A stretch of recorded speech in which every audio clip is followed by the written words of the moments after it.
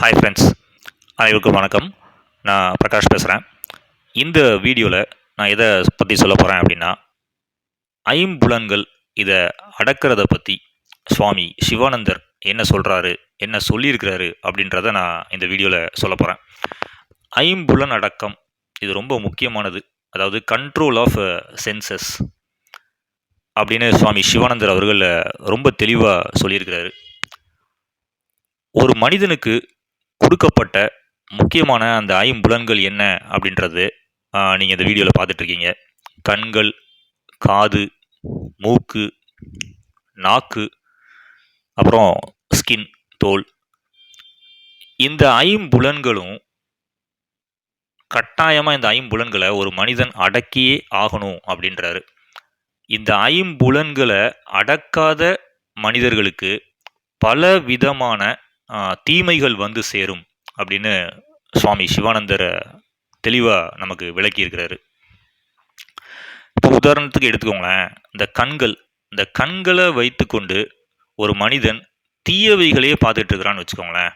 அதாவது நம்ம இப்போது இன்டர்நெட்டில் நம்ம ஒரு வீடியோஸையும் நம்ம எடுத்துக்கலாமே, அதில் நல்ல விதமான வீடியோஸும் இருக்குது, கெட்ட விதமான வீடியோஸும் இருக்குது. ஒரு மனிதன் அவனுடைய கண்களை வைத்துக்கொண்டு அந்த தீய அந்த ஒரு வீடியோஸ், அதாவது ஒரு கெட்ட வீடியோஸையே பார்த்துக்கிட்டு இருக்கிறான் அப்படின்னா அவனுக்கு கட்டாயமாக தீய எண்ணங்கள் தான் வரும். அந்த தீய எண்ணங்களை அவன் செயல்படுத்த ஆரம்பிச்சிட்டான் அப்படின்னா அவனுக்கு அடுத்தது மிகப்பெரிய துன்பங்கள் வந்து சேரும். அப்போது அந்த கண்கள் அப்படின்ற அந்த புலனை அடக்கியே ஆகணும். அடக்காத மனிதனுக்கு நிச்சயமாக தீமைகள் வரும் அப்படின்றது ரொம்ப தெளிவாக இருக்குது. இதே மாதிரி தான் இப்போ காது. நமக்கெல்லாம் ஒரு மனிதர்களுக்கு காது கொடுக்கப்பட்டிருக்குது. இந்த காதுக்குள்ள இன்னொரு மனிதன் உங்களை விமர்சிக்கிறான்னு வச்சுக்கோங்களேன், உங்களை கிரிட்டிசைஸ் பண்ணுறான் ஒரு மனிதன். உடனே அந்த காதுக்குள்ள அந்த நமக்கு அந்த சவுண்டு உள்ளே போன உடனே அந்த சத்தத்தை கேட்டு அவன் என்ன வார்த்தை கூறியிருக்கிறான் அப்படின்றத ஒரு மனிதன் நல்லா அனலைஸ் பண்ணிட்டு, நான் ஒரு மனிதனை பற்றி இன்னொரு மனிதன் தவறாக பேசிட்டான் அப்படின்னா டக்குன்னு கோபம் வந்துடும். அதுக்கப்புறம் ஆத்திரப்பட்டு அந்த கோபத்தை கட்டுப்படுத்தாமல் விட்டுட்டா, அதிக அளவில் கோபப்பட ஆரம்பித்தா கடைசி செயல்கள் அவன் வந்து ஃபைனலாக வந்து ரொம்ப மோசமான ஒரு விளைவுகளில் போய் அது முடியும்.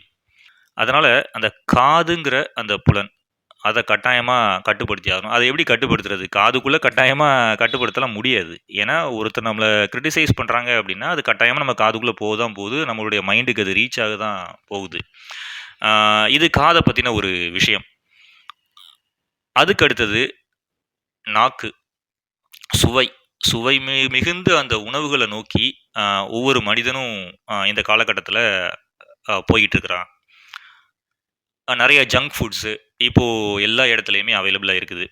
அந்த நாக்கு ரொம்ப சுவையாக ஒரு ஃப்ரைடு சிக்கன், நிறைய மசாலா போட்டது, இந்த மாதிரி கெமிக்கல்ஸ் நிறையா கலந்துருக்கிற அந்த உணவுகள், இது எல்லாம் இப்போ நம்ம பல இடத்துல நம்ம பார்க்குறோம் ஜங்க் ஃபுட்ஸு. ஆனாலும் அந்த நாக்கு அந்த ஜங்க் ஃபுட்டை நோக்கி போகுது. ஏன்னா அதுக்கான அந்த சுவை, அந்த நாக்கை அடக்க தவறிய மனிதன், ஜங்க் ஃபுட்ஸை நிறைய எடுத்துக்கிட்டு இருக்கிற ஒரு மனிதனுக்கு கட்டாயமாக உடல் உபாதைகள் வரும். இது ரொம்ப முக்கியமான ஒரு புலன் நாக்கு. அதுக்கு அடுத்தது ஸ்கின். ஒரு மனிதன் சுவாமி சிவானந்தர் என்ன சொல்கிறாருன்னா, பிரம்மச்சரியத்தை கட்டாயமாக கடைப்பிடித்தே ஆகணும் அப்படின்றாரு. ஆனால் ஒரு மேரீடு பர்சனால் ஒரு சாமியார் மாதிரியெல்லாம் வாழ்க்கையை வாழ முடியாது. அதனால் அந்த பிரம்மச்சரியத்தையே ஒரு லிமிட்டோட இருக்கணும் அப்படின்னு நம்ம சித்தர்கள் சொல்லியிருக்கிறாங்க. அதாவது நீங்களே அந்த கேள்விப்பட்டிருப்பீங்க, நாள் 2, மாதம் 2, வருடம் 2 அப்படின்னு இந்த சித்தர்கள் சொன்னதை நீங்கள் கேள்விப்பட்டிருப்பீங்க. அதே மாதிரியாக எல்லா விஷயத்துலையுமே ஒரு கட்டுப்பாடு வேணும், ஒரு பேலன்ஸ் வேணும், ஒரு சமநிலை வேணும். எதுவுமே அளவுக்கு அதிகமாக போயிடக்கூடாது அப்படின்னு நம்ம சித்தர்களும் சொல்லியிருக்கிறாங்க.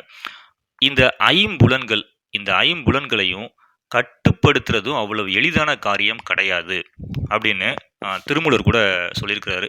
5ஐயும் அடக்கும் அமர உலகத்தில் கூட அங்கே ஆட்கள் கிடையாது இந்த ஐம்புலங்களையும் அடக்கிறதுக்கு அப்படின்னு திருமூலர் கூட சொல்லியிருக்கிறாரு.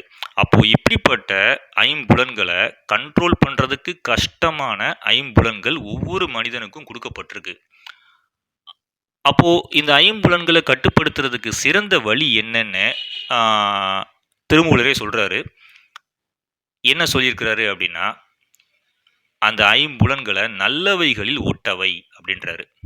இதுதான் சுவாமி சிவானந்தரும் அதே கருத்து தான் அவரும் முன்வைக்கிறாரு. ஐம்புலன்களையும் நல்லவைகளில் ஓட்டவை அப்படின்றாரு.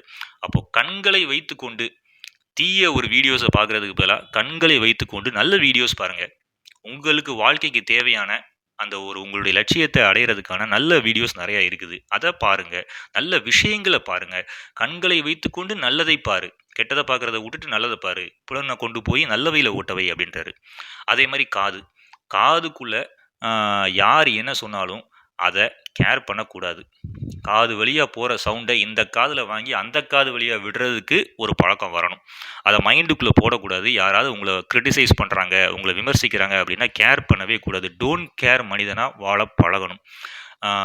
ஒரு தவறான ஒரு செயல் நீங்கள் செஞ்சு அதுக்கு உங்களுக்கு யாரோ ஒருத்தர் விமர்சிக்கிறாங்க அப்படின்னா அதை நீங்கள் காதில் வாங்கிட்டு உங்களை திருத்த முயற்சி செய்யணும். ஆனால் நீங்கள் தவறே செய்யாத போது பொறாமை உணர்வு காரணமாக பல மனிதர்கள் உங்களை கிரிட்டிசைஸ் பண்ணுவாங்க. ஏன்னா நீங்கள் நல்லா வளர்ந்துக்கிட்டு இருக்கீங்க, அது அவங்களுக்கு பொறுக்காது.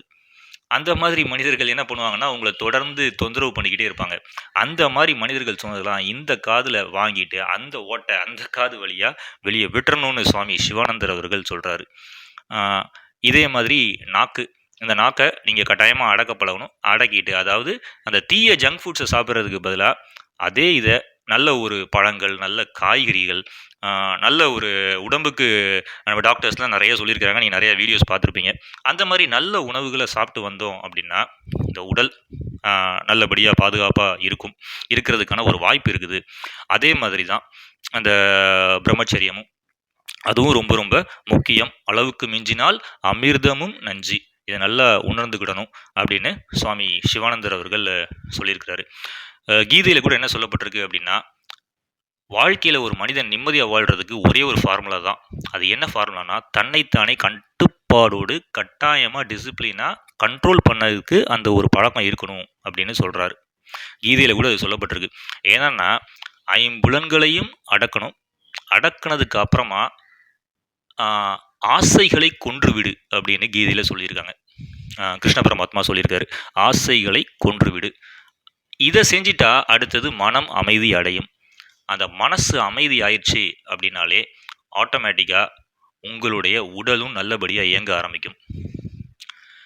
நீ ஆன்மா என்கின்ற அறிவோடு நல்ல செயல்களை மட்டும் செய்து கொண்டு விளைவுகளை பற்றி கவலைப்படாமல் அதெல்லாம் கடவுள்கிட்ட விட்டுட்டு நீ பாட்டுக்கு வாழ்க்கையில் போய்கிட்டே இரு. எல்லாம் அவன் செயல் அப்படின்னு சொல்லிட்டு உன்னுடைய செயல்களை மட்டும், உன்னுடைய முயற்சிகளில் மட்டும் கவனம் வை அப்படின்னு கீதையிலையும் சொல்லியிருக்கு. சுவாமி சிவானந்தரும் அதுதான் வலியுறுத்துறாரு.